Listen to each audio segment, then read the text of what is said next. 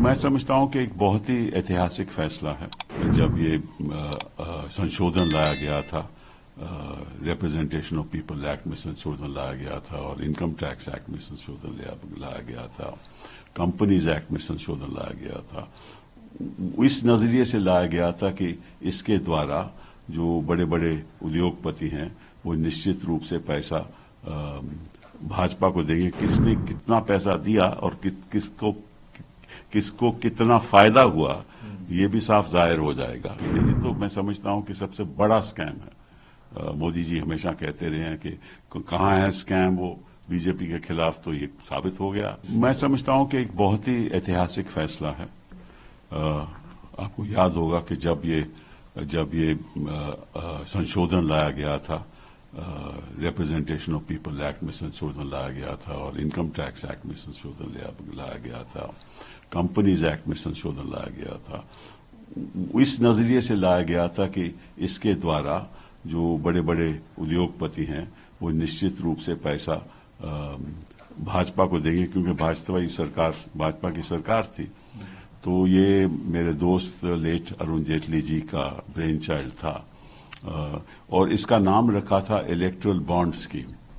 तो इसका इलेक्शन क्यों लेना देना नहीं है? क्यों नहीं लेना देना? क्योंकि इलेक्शन में तो हर कैंडिडेट को 95 लाख से ज्यादा तो खर्च कर नहीं सकता, ठीक है ना। और जो एमएलए है वो 45 लाख से ज्यादा नहीं कर सकता, वो भी वाइट में खर्च करेगा। तो ये तो सारा वाइट का पैसा था, तो ये तो वहां जा ही नहीं सकता। तो ये तो इलेक्शन से कुछ ताल्लुक ही नहीं है इसका। It's a bonding. ये तो बॉन्ड करना था अपने आप को नजदीकी, क्योंकि जो भी पैसा देगा वो टेलीफोन करके बात भी कर सकता है, राइट। उसकी बात भी सुनी जाएगी, उसके काम भी होंगे। तो निश्चित रूप से ये जो इलेक्ट्रल बॉन्ड स्कीम है और सुप्रीम कोर्ट ने जो आज रद्द की है, तीनों income tax, companies act and representation people act की अमेंडमेंट रद्द कर दी है। तो अब क्या होगा कि 3 हफ्ते में जो स्टेट बैंक ऑफ इंडिया के पास जानकारी है कि किन किन लोगों ने इलेक्ट्रल बॉन्ड खरीदे और किस पार्टी को दिए गए, वो सारी जानकारी 3 हफ्ते में इलेक्शन कमीशन को दी जाएगी। और 1 हफ्ते के बाद उसके 1 हफ्ते के बाद ये इलेक्शन कमीशन अपनी वेबसाइट पे उसको रखेगी, ताकि जनता को, आम सिटीजन्स को पता चल जाए किसने कितना पैसा दिया। साथ में एक और भी अभियान शुरू हो जाएगा कि किसने कितना पैसा दिया और किसको कितना फायदा हुआ, ये भी साफ जाहिर हो जाएगा। क्योंकि जिन लोगों ने पैसा दिया उनके प्रति सरकार ने फायदा भी दिया होता। ऐसा तो है नहीं कि पैसा लेकर कोई फायदा नहीं करता। तो यही सुप्रीम कोर्ट ने भी कहा है कि इसके पीछे तो क्विड प्रो क्वो हो सकता है। सुप्रीम कोर्ट ये नहीं कहा कि है, हो सकता है, और वो पता चल जाएगा।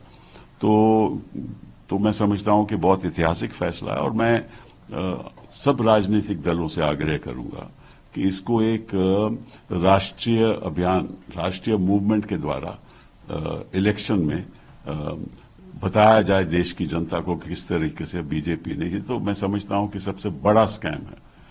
मोदी जी हमेशा कहते रहे हैं कि कहां है स्कैम, वो बीजेपी के खिलाफ, तो ये साबित हो गया। कहां है स्कैम, ये तो आपके द्वारा ही है स्कैम किया हुआ। और ये एक राष्ट्रीय मूवमेंट बनना चाहिए और सभी राजनीतिक दलों में इसमें शामिल होना।